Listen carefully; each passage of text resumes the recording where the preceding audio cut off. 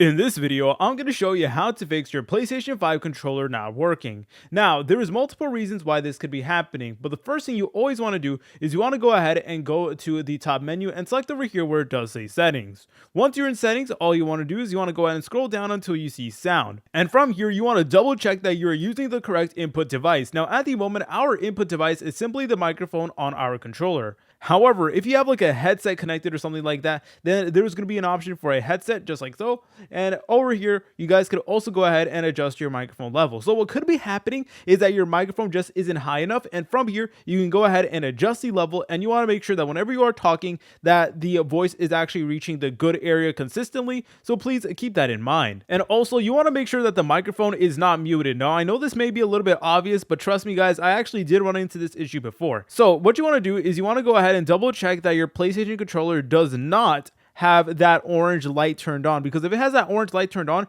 that means that the console is muted and nobody can hear you. So you want to make sure that is turned off in order for it to work as well. I'm sure many of you guys are familiar with that, but it's always good practice to double check that. Okay guys, I'm now going to go ahead and switch to my camera really quickly, and then the next thing we're going to be doing is we're going to be checking that the controller is in good condition. So when it comes to the microphone jack, here is the actual slot that does input the audio. So you want to make sure that this right over here is clean, that there's no debris or water damage. This is a pretty sensitive area of the controller. So let's say, for example, you recently spilled some water on your controller. That could be causing the issues, and you will need to go ahead and let your controller dry out or anything like that. And if you do notice that it's a little bit dusty, then what I recommend that you guys do is, number one, just shake your controller and try to shake the dust out of it, or you can go ahead and blow inside of that microphone jack and attempt to actually empty it out that way. I know it seems a little bit silly, guys, but trust me, it actually did work for me a couple times before. So that is definitely something that I recommend that you guys do.